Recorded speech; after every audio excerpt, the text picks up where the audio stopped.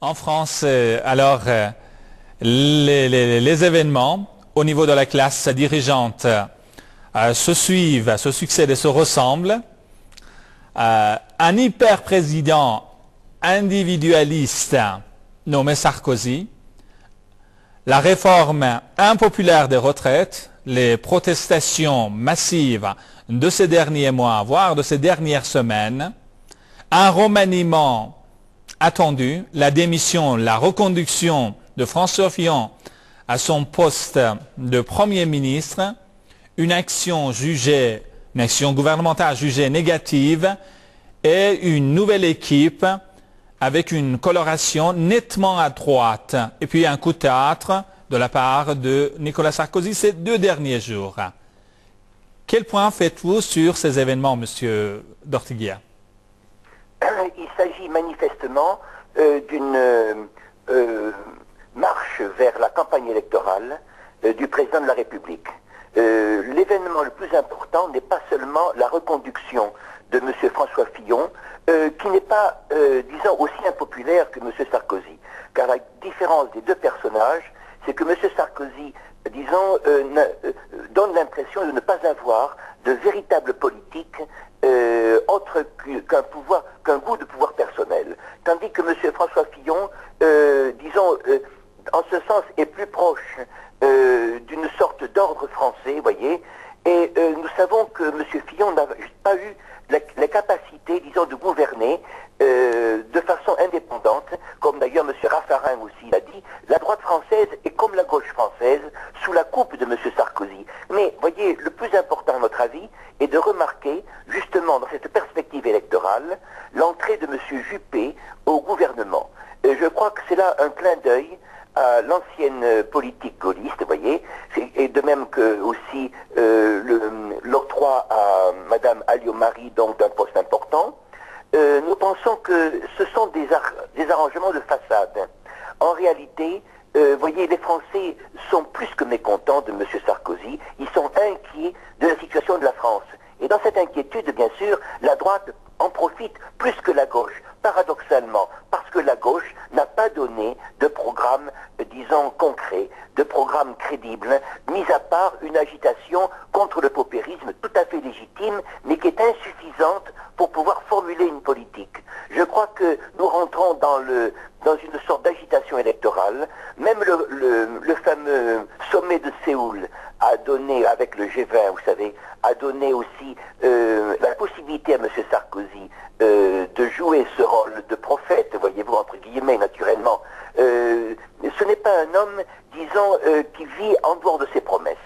Ce n'est pas un homme qui vit dans le présent, c'est un homme qui utilise le futur pour pouvoir justement, disons, attirer à lui, séduire. C'est une sorte de donjuanisme, voyez-vous, et absolument pas ni un gaullisme, ni une direction dont la France a besoin. Je crois que M. Sarkozy peut très bien gagner les élections prochaines par ce procédé. La gauche en est responsable parce qu'elle n'a pas de capacité.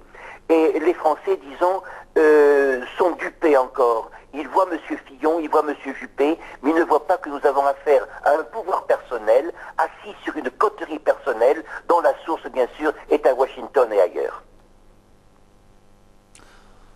Merci infiniment, Monsieur d'Ortiguier.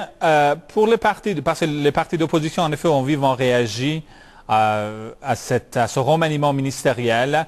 Certains ont jugé qu'il s'agissait là, non pas d'un remaniement, mais plutôt une campagne électorale de l'UMP, parti au pouvoir. D'autres ont jugé qu'il s'agissait là de la continuité des politiques de Sarkozy, qui pourtant se réclamait de la rupture. Et tout cela, bien sûr, comme vous l'avez souligné, dans l'objectif électoraliste de 2010. Mais pourtant, ce qui est en effet important, c'est ce lien de Sarkozy avec la population, l'opinion publique française. Vous savez, notamment après la réforme impopulaire des retraites, Sarkozy est en pleine crise de confiance avec les Français. Est-ce que, bon, peut-être au niveau international, avec la présidence du G20, Sarkozy alors espère redorer son blason international, mais au niveau national, est-ce qu'il va réussir à faire basculer les sondages? Non, Sarkozy ne vise pas à convaincre, il ne vise pas à gagner l'assentiment comme le faisaient les anciens présidents, y compris M. Mitterrand. Il vise, disons, à remplir un vide. C'est tout à fait différent. Il crée autour de lui une sorte de vide et c'est justement, disons, une manière de se poser qu'on appelle en français une imposture. C'est-à-dire qu'il ne cherche pas à élargir sa base, il cherche justement à profiter du désarroi dans lequel se trouve le monde politique. Le monde politique n'est pas libre en France de ses propres mouvements. Nous pensons même, nous ne le cachons pas, une sympathie personnelle pour M. François Fillon, parce que nous reconnaissons le style français à travers lui. Mais nous l'avons reconnu à travers M. Raffarin, nous le reconnaissons en dépit de son orgueil auprès de M. Juppé, mais voyez-vous, nous sentons qu'il y a justement une force en France qui est irréductible à toute influence française. C'est elle qui est au milieu, qui trône avec M. Sarkozy. M. Sarkozy, voyez-vous, n'a pas d'intérêt à l'avenir de la France, il n'a d'intérêt qu'à sa propre personne et, répétons-le, à la coterie qu'il a portée au pouvoir et dont nous le répétons encore, le soutien se trouve à l'extérieur de la France. Et ceci, naturellement, nous fait beaucoup de mal du point de vue français et bien sûr fait de la peine à nos amis et surtout à nos principaux partenaires que sont les partenaires européens du Benelux et de l'Allemagne qui, vous savez, déconsidèrent complètement la personne de M. Sarkozy, le considèrent comme une nullité politique. Merci. Tout dernièrement, Dominique de Villepin, l'ex-premier ministre, a estimé que Nicolas Sarkozy était l'un des problèmes et peut-être le problème actuel de la France. Et il a justement estimé que cette parenthèse doit être refermée. Alors, est-ce que vous pensez que cette parenthèse sera refermée lors de la prochaine élection présidentielle de 2012? Ce que dit M. Villepin est tout à fait exact, sauf que nous avons fait entrer le loup dans la bergerie. Et ces loups sont nombreux. Si on remplace M. Sarkozy par M. Strauss-Kahn, permettez-moi cette expression, vous connaissez le personnage de Cosette dans Victor Hugo, dans Les Misérables. Nous allons remplacer Sarkozy par Sarkozette, voyez-vous.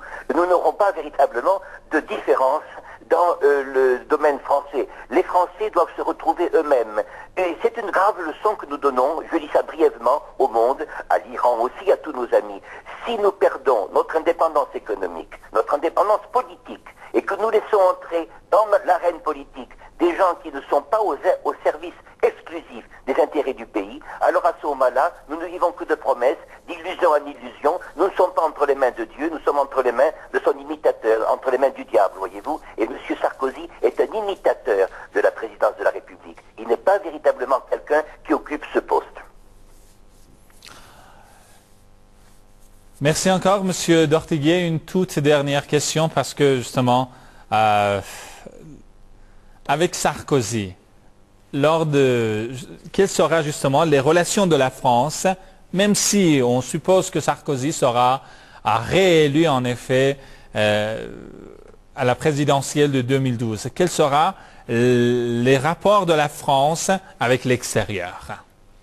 Eh bien, ce rapport sera, à notre avis, empirera avec notre partenaire européen, celui auquel nous avons demandé, vous savez, la constitution de l'euro pour prix de son unité au moment de Mitterrand, je parle de l'Allemagne. Ces relations vont se dégrader et je pense aussi que ces relations, ne pourraient pas s'améliorer même avec l'opposition. N'oublions pas que le Parti socialiste appartient à la seconde internationale, à laquelle appartient aussi, vous savez, le mouvement sioniste. Il faut le savoir, ceci. Donc nous n'avons pas de débouché. Ce ne serait qu'au sein de forces nationales, voyez-vous, que nous pourrions arriver à trouver une sorte de débouché. Malheureusement, la perspective est très difficile pour la France, d'autant que nous nous affaiblissons économiquement. Et je crois que, voyez-vous, nous sommes, inquiets, nous allons véritablement vers le pire, et de ce point de vue, je crois que les Français, en eux-mêmes, ils comptent davantage sur le progrès de l'Europe, qui entraînera celui de leur pays, que naturellement sur celui d'une France qui entraînerait l'Europe. C'est l'inverse qui se produira. De ce point de vue, l'Europe est peut-être une dernière chance justement pour que notre pays puisse continuer de jouer un grand rôle.